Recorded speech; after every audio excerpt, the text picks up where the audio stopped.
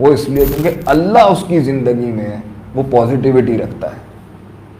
اللہ جب اپنا آپ اسے سمجھاتا ہے, اللہ جب اسے اپنا آپ دکھاتا ہے, اللہ جب اپنا عدل اور انصاف دکھاتا ہے, اللہ جب اپنا رحم اور دکھاتا ہے, اللہ جب اپنی مغفرت دکھاتا ہے, اور اللہ جب اپنا جبر بھی دکھاتا ہے, اور اللہ جب اپنا قہر بھی دکھاتا ہے, تو انسان اللہ کی ساتھ تعلق میں اور اس کے ساتھ اس پریزنس کے اندر جو ہے نا اپنے آپ کو ہمبل کرتا ہے, عاجز کرتا ہے کہ نہیں, جب وہ اتنا بڑا ہو کے یہ کر رہا ہے تو میری تو کوئی اوقات نہیں ہے. جس کی وجہ سے اس کا فیصلہ اور جس کی وجہ سے اس کی اسٹرگل میں وہ خوبصورتی اور حسن دکھے گا. اور جس نے اس ایکویشن کو اس طرح کیا کہ اللہ سے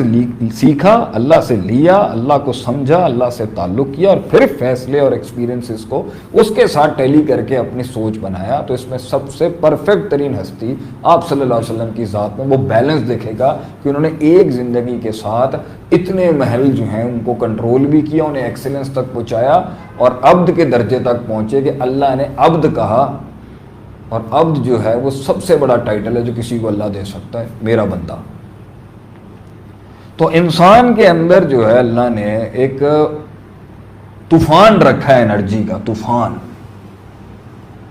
اور وہ انرجی کو اگر پہلے تو 12 سال دی جاتی ہے ماں باپ کو یا وہ تعلیمی اداروں کو جو شروع کے اندر اس کو پالنے پوسنے کے ذمہ دار ہوتے ہیں کہ بھائی تم اس کو وہاں تک پہنچا دو, آگے اس انرجی سے یہ پہاڑوں کے ماؤنٹ ایوریسٹ بھی چڑھ جائے گا, خاندان بھی سنبھال لے گا, علم بھی پڑھ لے گا, تعلیم بھی حاصل کرے گا, جنگیں بھی لڑے گا, مسلح پر بھی کھڑا ہوگا, نیکیاں بھی کرے گا, پڑوسیوں کے حقوق بھی دیکھے گا, ذکر اذکار بھی کرے گا, تعلیم بھی پڑھے گا, علماء کی بھی خدمت کرے گا, نہی عن المنکر بھی کرے گا, امر بالمعروف بھی کرے گا, ٹیکنالوجی میں بھی جائے گا, پروڈکٹیوٹی میں بھی جائے گا, تنوع میں بھی جائے گا, تفکر میں بھی جائے گا, تدبر میں بھی جائے گا. آگے اللہ نے انسان کو بنایا کہ اس کی نیوکلیئر انرجی انفینٹ ہوتی ہے اس کے اندر, کہ اینڈ پر جا کے انسان اپنے آپ کو اگر اس انرجی کو صحیح بیلنس کرنے والا بن جائے جس سے وہ دل بنا ہے, اور اگر اس کے اندر وہ منفی اور مثبت کو بیلنس کر کے ایک پورا سسٹم ڈائریکٹ کر دے صحیح طریقے کے ساتھ, جہاں اللہ کو اس نے رکھا ہو, جہاں اللہ کا مقام ہے, اور جہاں تجربات کو اس نے رکھا ہو, جہاں تجربات کا مقام ہے, جہاں اس نے لوگوں کو رکھا ہو, جہاں لوگوں کا مقام ہے, اور جہاں اس نے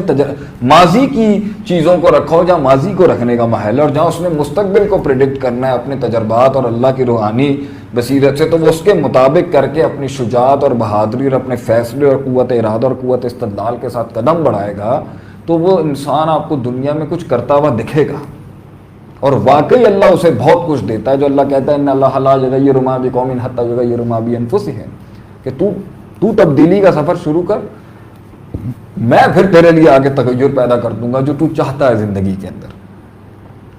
تو میرا سوال جو آج بھی اپنے آپ سے اور جو میں لوگوں سے بھی کرتا ہوں, میری قوم بیٹھی ہے, میرے لوگ بیٹھے ہیں, میرے پیارے بیٹھے ہوئے ہیں, کہ وہ انرجی جو اللہ نے انسان کو دی تھی اس کو ایک آدمی نیگیٹو ڈائریکشن میں اتنی لے گیا کہ اس نے رب ہونے کا دعویٰ کر دیا. اس سے یہ پتا چلتا ہے کہ فرعون کے اندر وہ نیوکلیئر تھا جو اس نے اتنی بڑی بینچ کلیم کر دی, ورنہ ایک آدمی اللہ کی مالک الملک کی تؤتی الملک من تشاء کے اوپر جھپٹا ڈالنے سے پہلے قدم پہ رک جاتا ہے. ایک تو ابلیس تھا نا جو آگے ہی جاتا گیا, تو اس نے رب ہونے کا دعویٰ تو نہیں کیا تھا وہاں پر, اس نے تو کہا تھا میں قال ربی بما اغویتنی, میں تجھے ثابت کروں گا تو نے میرے خلاف پلاٹ کیا ہے, تو نے میرے خلاف پلاٹ کیا اور میں تجھے ثابت کروں گا نعوذ باللہ کہ تو غلط ہے. ثم لآتینہم من بین ایدیہم ومن خلفہم وعن ایمانہم وعن شمائلہم ولتجدوا اکثرہم شاکرین, میں ثابت کروں گا کہ تیرا فیصلہ نعوذ باللہ غلط تھا.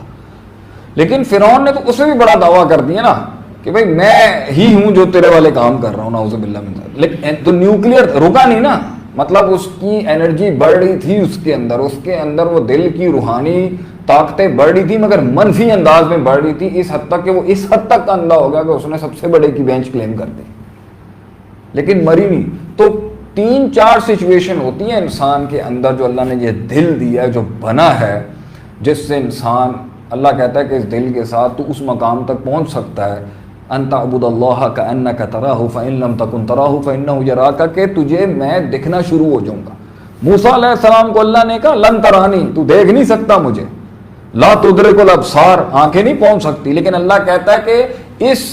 سینے کے اندر پنپتا ہوا جو دل ہے اس کو اللہ نے وہ پاور دی ہے، اور اس کے اندر اگر سارے انگریڈینٹس اس کے لوازمات اگر پراپرلی مینٹین کر لے آدمی اور اس کو اس طریقے سے کرے جس میں اللہ کے ساتھ جو تعلق ہے اس کو قائم رکھے، اور اسپرچول ایکسرسائزز کو رکھے جو کرنے کا ہے، اور جو فزیکل ایکسرسائزز ہیں اس کو جو حق ہے کرنے کا، اور جو اس نے دنیاوی امور کو جس طرح مینج کرنا ہے اور جس طریقے سے جہاں خاموشیاں اپنانی ہیں، جہاں بولنا ہے، جو ایکسپیرینس سے اس نے اپنے آپ کو بلڈ کرنا ہے، اگر یہ صحیح لے کے چلے تو یہ وہاں تک پہنچ سکتا ہے کہ اسے اللہ دکھنا شروع ہو جائے گا۔ اور اگر یہ اسٹیٹ نصیب نہیں ہو تو کم سے کم یہ اسٹیٹ نصیب ہو جائے گی کہ اللہ مجھے دیکھ رہا ہے۔ تو یہاں تک پہنچنا ہے انسان نے کہ اللہ اسے محسوس ہوتا ہو کہ اللہ اسے دیکھ رہا ہے۔ آج ایک بندہ اگر چاہے نا اسے اللہ دیکھو، کیسے فیلنگ آئے گی اس کو؟ علمن آئے گی، علم سے آئے گی۔ اور علم تجربات کا بھی نام ہے، مشاہدات کا نام بھی ہے، تعبیرات کا نام بھی ہے، تعمیرات کا نام بھی ہے، اور مفاہیم کا بھی نام ہے۔ تو محض مفہوم ہونا اور کچھ تعمیر نہیں کیا ہونا تو یہ اس رویت کو کمزور کرے گا، اور تعمیر ہی تعمیر ہونا مگر مفہوم کا اور کتاب کے ساتھ جو اللہ کا ڈائریکٹ تعلق ہے، اتبعوا ما انزل علیکم من ربکم، کہ جو اللہ نے ما انزل اللہ نازل کیا ہے کتاب کے ساتھ بھی جڑے گا، تعمیر کے ساتھ بھی جڑے گا، تعبیر کے ساتھ بھی جڑے گا، تو اس کو اور اپنے تجربات اور مشاہدات کے ساتھ جوڑ کے تو وہ رویت اور مضبوط ہو جائے گی، اللہ کی جو سینگ ہے نا اس کے دل سے وہ مضبوط ہو جائے گی۔ اور اس کے اندر جہاں اس کے قدم پیچھے ہٹیں گے، فیصلے پیچھے ہٹیں گے، اور جہاں اس میں مذبذب آئے گا، جدھر شک آئے گا، جہاں شہوات آ جائیں گی، جہاں دنیا داری جائے گی جو ہونے سے زیادہ ہو گئی، اگر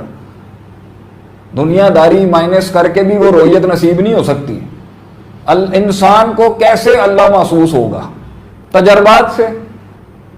وہ تجربے کہاں کرنے ہیں؟ دنیا میں۔ وہ عبادتیں کہاں کرنی ہیں؟ دنیا میں۔ تو یہ تارے کے دنیا بنانے کے درس کیوں دیے جا رہے ہیں؟ دنیا میں رہ کے ہی جنگیں کریں گے تو پتہ چلے گا نا، اللہ کا توکل، اللہ پہ توکل کرے گا تو پتہ چلے گا نا حسبنا اللہ و نعم الوکیل کیسے چلتا ہے۔ ہاسپٹلوں میں جائے گا، پورے سٹرگلوں سے گزرے گا تو پتہ چلے گا نا شفا کیسے آتی ہے، اور گھر میں بیٹھ کے بھی آ سکتی ہے۔ تو پوائنٹ یہاں پر یہ ہے کہ اگر دل نے اس طریقے کے ساتھ اس جہاد کو، سفر کو اگر کیا تو اللہ کی رویت نصیب ہوگی، اسے وہ ٹھنڈ ملے گی اس کے سینے میں۔ اور جتنی اس کے ایکسپیرینسز خراب ہوں گے، جتنا اس کا علم خراب ہوگا، جتنے اس کے تجربات خراب ہوں گے، جتنے اس کے فیصلے ناقص اور کاہل اور غلط فیصلے ہوں گے، اتنی اس کی رویت بھی منفی ہوتی جائے گی، مگر نیوکلیئر رہے گا اس کے اندر۔ تو جب وہ اندر جو انرجی بالغ اور عاقل ہونے کے بعد 12-13 سال کے بعد جو شرعی بلوغت اور عقل اور رشد جہاں ہم کہتے ہیں فقہ کے اندر، اس کے بعد اگر تک تو وہاں بچہ پہنچ گیا ہے تو وہ نیوکلیئر انرجی نے کہیں نکلنا ہے، اس نے کنزیوم کرنا ہے، وہ بنی ہے کانکر کرنے کے لیے۔ تو اس کے اندر کچھ لوگوں نے، سوال ہے میرا جو آج میں سوچتا ہوں اور اپنے آپ سے بھی پوچھتا ہوں، لوگوں سے پوچھتا ہوں کہ وہ اتنا میگا پوٹینشل تھا انرجی کا اپنے اندر، تو اس کی اگر اللہ کی راہ کے اندر بھی وہ 100% ہی لگ جائے، ہونا بھی وہیں چاہیے، تو اس کا تو اینڈ شہادت ہے صرف۔ کیونکہ انسان جب اس رویت تک اس انرجی کے ساتھ پہنچے گا